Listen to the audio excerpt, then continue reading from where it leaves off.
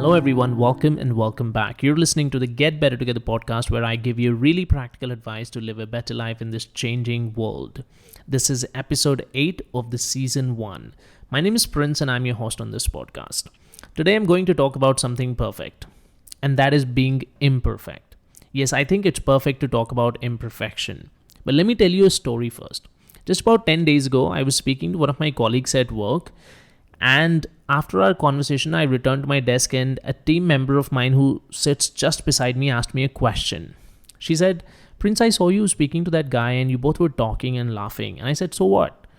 And she said, "This guy that you were talking to is famous for being a pain in the ass. How could you stand his bullshit?" She said, "I can't even talk to this guy for a minute." I was kind of curious. I asked why. She said, "Because whenever he's talking, he starts to be absolutely ridiculous and it gets on my nerves." And then here is what I said to her. I said, "You know what? Each person has certain positive personality traits and some not so positive traits.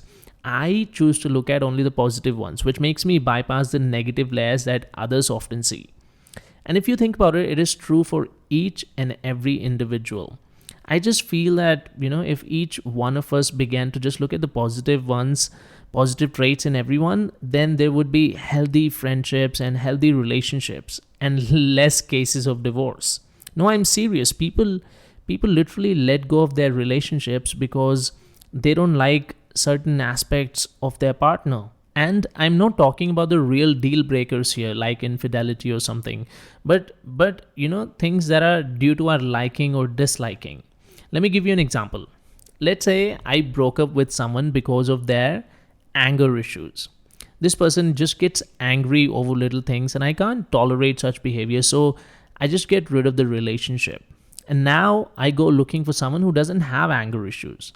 And let's just say, for the sake of this discussion, that I do find someone who is very cool and doesn't lose temper at all. A few days in the relationship and I discover that this new person that I'm with now has trust issues. She doesn't trust anyone. She doesn't trust anything on my face value unless it's backed with some sort of evidence. Now, this is also something I cannot tolerate for my entire life. Now I'm back in the same situation, only with a different problem. What should I do? Break up with this one as well and go looking for someone who doesn't have either anger issues or trust issues? Maybe so, but what if only to discover that they have some other particular type of issues? We have these long list of requirements and expectations that we want others to meet and be, perfect in those ways. But do we ever look ourselves in the mirror? Every single human being, no exception, every single human being is imperfect in ways more than they realize. If you think about it, even if we are perfect in only a handful of things. Maybe you are a perfect manager, but are you also a perfect husband or wife? Maybe you are a perfect partner, but are you a perfect parent or a child? Maybe you're perfect in playing some sport, but are you perfect in playing other sports? Examples are, countless. And the truth is that we're perfectly imperfect beings. And more than ever, today it's even more important to understand and realize that it's okay to be imperfect. We're literally living in an era where we're raised with very high standards. When we're kids, we're pushed by our parents to get excellent grades in school. And when we're adults, we push ourselves for that perfect body, perfect career, perfect home, etc., etc. This list is long. But the trouble is that none of these things will constantly be perfect. I just talked about that example in which a perfect partner is perfect until, they start to get moody and show a bit of temper. And then they're no longer perfect. You go on a perfect diet, eat well for a few days, and then maybe on one bad day you had that ice cream. Well, diet not perfect anymore.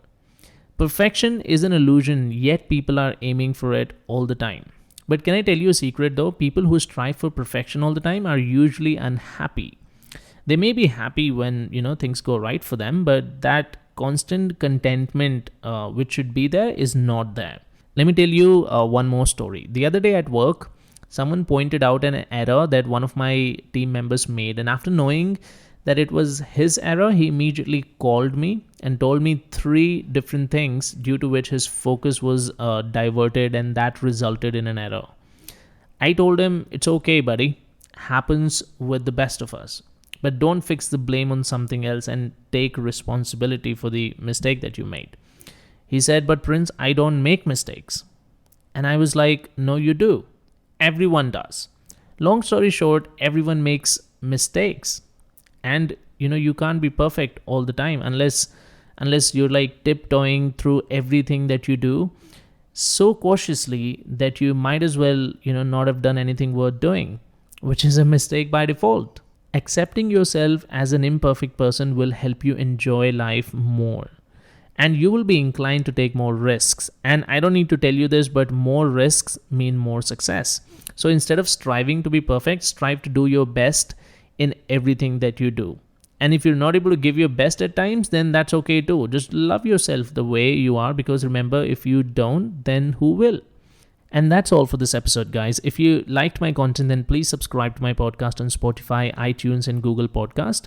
I also want to let you know that there are 2 more episodes left in this first series of this podcast that you will get over the next couple of weeks. And the good news is that I've already started the production of season 2, which is also going to be different in a couple of ways. One, that I'm also going to create a video of all the episodes and share on YouTube so you can see me talking. And 2 is that in the second series, all the episodes are going to be relatively shorter. I mean, less than 10 minutes of duration. So do follow, like, and share, and also stay tuned for future episodes. Thanks for listening.